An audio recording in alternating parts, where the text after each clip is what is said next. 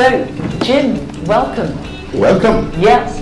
I don't know who's welcoming who, but anyway, we're all delighted to be here with you for Africa Rise and Shine, your book, Change the Narrative.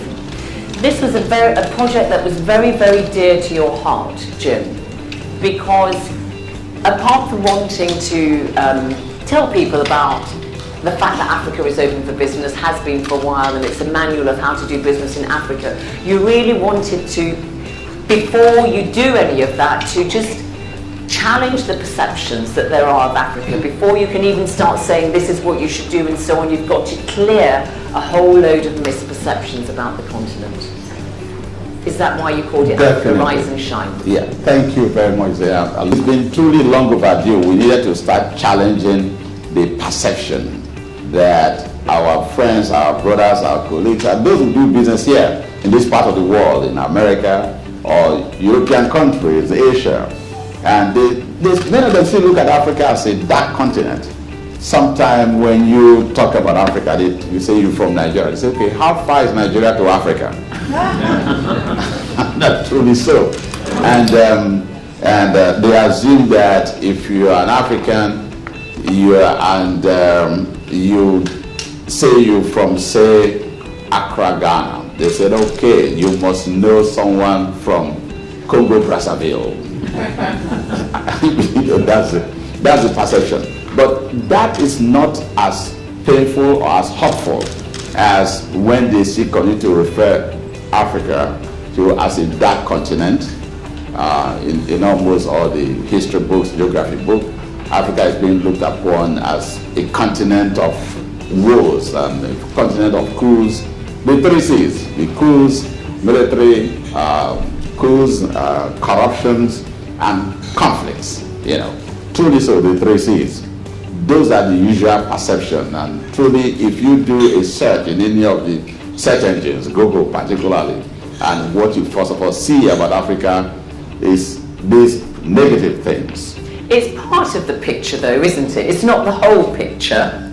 But you're not saying that none of these things exist in Africa, you're just saying that you can't judge the whole from the part. Look, it may have existed 40 years ago, 50 years ago, maybe even 30 years ago, but now that perception needs to change, because truly Africa has risen, and in fact Africa is shining, and I can prove it in many ways.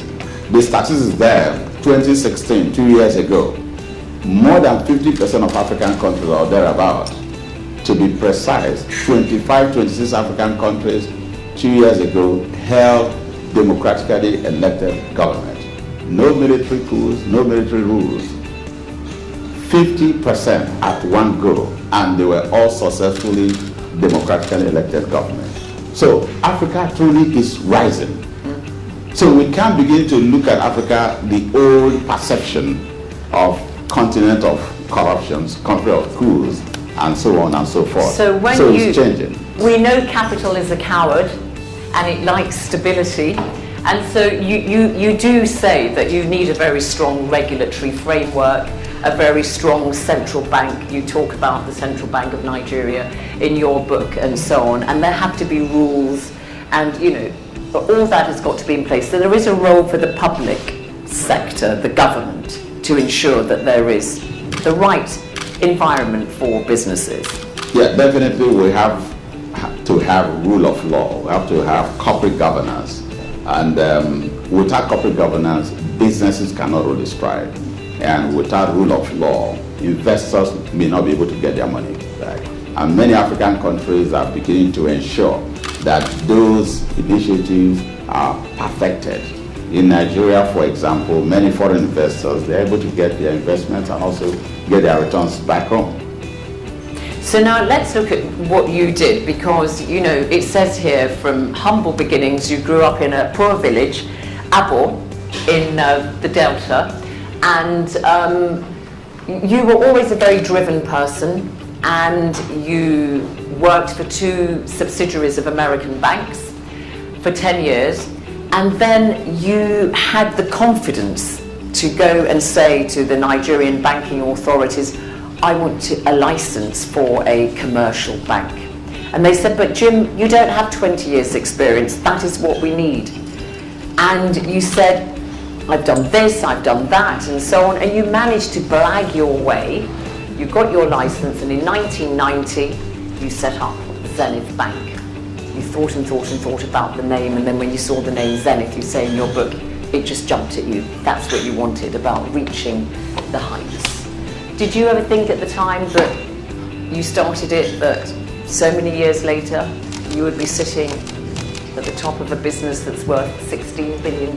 Yeah, truly 28 years ago when we started the bank, and the issue of having the bank license at that point in time, and had worked for only about 10 years. I wasn't the only one that did that. Actually, there are 2-3 other of my colleagues that preceded me. They were also young at that time. We're in our 30s, mid to late 30s, truly. And 2 other guys have done it, and successfully so. That propelled me, that also inspired me to do that. And I thought, if they can do that, maybe I should also do the same thing also. And who knows? Those banks are doing very well today. And Zenith Bank is doing fairly reasonably okay also, just like those other 2 banks. So, and one of the key ingredients of your success is that very, very early on, you grasped the significance of technology and computerization. And in your book, you've got one section that says, don't agonize, digitize. And so, do you think that technology, it's often said that Africa can use technology to leapfrog into the 21st century, that not only did it work for a bank, but it can work in all sorts of developmental ways? Truly, that's the only way you could really catch up with the most industrialized nations. Leapfrog, that's the exact terminology which we had frequently and often used at that point in time. Leapfrog is the only way, because we had missed out on industrial revolutions.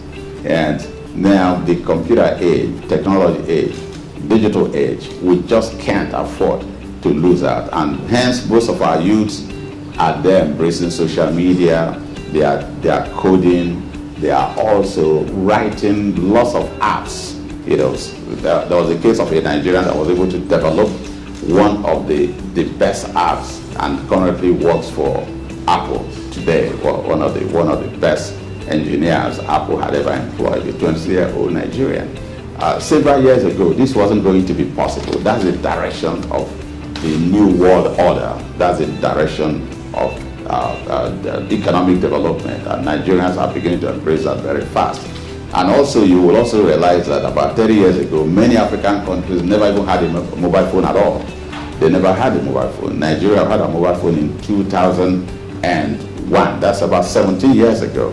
And we're one of the early birds among nations in Africa, with the exception of South Africa and 1 or 2 other countries. Many African countries didn't have a mobile phone. But now they are beginning to embrace internet. So internet penetration is also moving quite rapidly. Broadband may be lagging behind. That's because of the infrastructure inadequacies and the cost of broadband technologies. But definitely internet penetrations, Nigerian youths are now very, very active in social media. Anything that happens, even in a small Nigerian village, we know. You hear it even in BBC, even before BBC could even put it out on their own. So that is the direction of things now. Sure. But you also hold your nerve, don't you, Jim? I mean, in 2004, when the banking authorities in Nigeria, the government said that banks had to recapitalize to the tune of $188 million. And some banks had to go and either merge or, really ran into difficulties. Zenith was quite robust, wasn't it? But that was a difficult time. And then the banking, of course, the Lehman Brothers financial crisis and so on, which did affect Nigerian banks. You've been through some choppy waters. Yes, we're not the only one that were able to achieve the capital base of 25 billion. Many other banks survived it. Truly at that point in time, we were close to between 80 to 100 banks in Nigeria. Then 25 of us survived, so which is only 25% success story.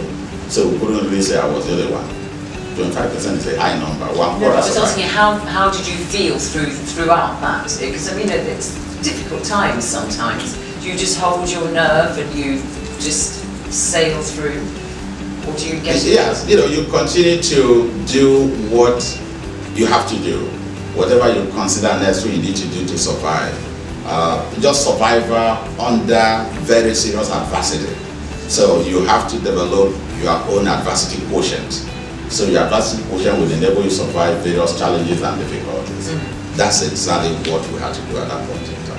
So what next then for you, Jim, and Zenith? Are you going to expand into new areas, or you still got ambitions you want to realise? Are you going to focus more on your philanthropic work? Political ambitions? You heard it here first. Well, I have a friend who is already representing us in that area. The executive governor of Edo State, Yeah. you know, good friend of mine, Mike Bullet, so he can represent us in the He area can of stick politics. to politics, okay. Yeah, he's doing very well. Now, the area of banking, you know, you do this for so many years, you don't want to make mistakes. It's good to quit while the ovation is loudest. So that's why we had to quit that space. We have now Zenith Bank, some of our colleagues who are there. We have succession plan, and we have Peter Mambo, and he's doing an excellent job.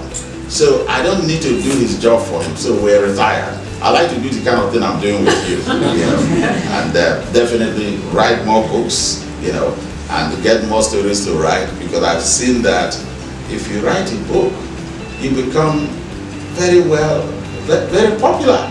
I didn't really know this, you know, at the book launch. If I had invited all those people who came either for my birthday or to celebrate something, I don't think they would have come. But call it a book. Say you're going to be an author. Everybody sympathizes with you that you're writing a good story.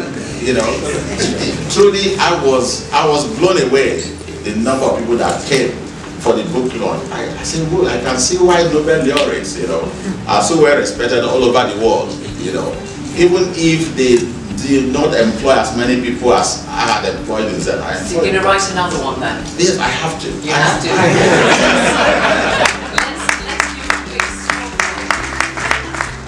Let's do a quick straw poll of some of those people who put their hands up and said they've read the books. Who could give us a comment about what they took away from the book? I just want to say that while I was very tempted to focus on an excerpt that really went to how powerful and successful he was as a business person, it was actually a very different point that he made that I wanted to read from, if I could. Sure. Is that okay? Mm-hmm. And the point is called Return the Kindness.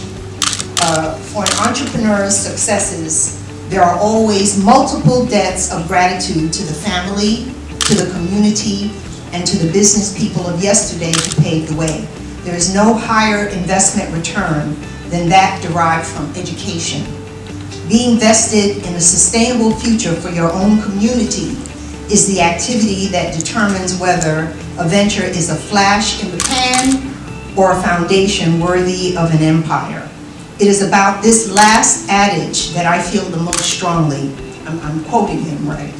The boy I once was, growing up without a father, might never have looked beyond the confines of that small town were it not for one crucial factor, education. I was able to remain in school due to the wisdom of my mother and older brother who recognized its importance and made sacrifices to jointly ensure that my tuition would continue to be paid year after year. This is the entire impetus behind the creation of the Jim Ovia Foundation, a personal imperative to help support the next generation of entrepreneurs and professionals as I myself was supported. My name is Itamala Mombe. I just wanted to make a comment really. I've had the privilege to work with Jim and many other business leaders for quite a number of years. And what has really impressed me about Jim is, number one, his intelligence. I think what surprised me working with a lot of people who succeeded is that actually they were not necessarily that much smarter than I was. I always thought that it takes super intelligence to make a lot of money, but I was shocked thinking, okay, but when with Jim, he's always stood out as someone who understands himself, and also I like his confidence in himself. He shows up alone without a huge entourage. He is confident to walk alone. So when you talked about trusting your gut, that in the book, that was something that I knew to be absolutely true in how you live your life, and not just something cute to say. Thank you very much. Sir. John Comentaros, Chairman, Flour Mills. I haven't had the opportunity to read the book yet, but I want to confirm what I've heard here tonight, my experience in person. And Jim is very much like my father, a very successful entrepreneur in whom relationship is very important. I remember the times in the 80s and 90s Jim would come to our house and it was about the relationship. He built the relationship from scratch and built it in a very positive way. And the second aspect is a tremendous positivity. You know, there's nothing that can't be done with a positive attitude. And of course, all that emanates from working with your gut. And working with your gut means really doing the right thing. It doesn't mean not being shrewd, but it means doing the right thing. You may not have a pecuniary goal or end to it immediately, but doing the right thing always puts you in the right place. And Zenith Bank, it's not Barclays, it's not Citibank, it's not Standard Chartered. The biggest bank in Nigeria, created by Jim, using positivity, relationship, and doing the right thing. My congratulations. Thank you.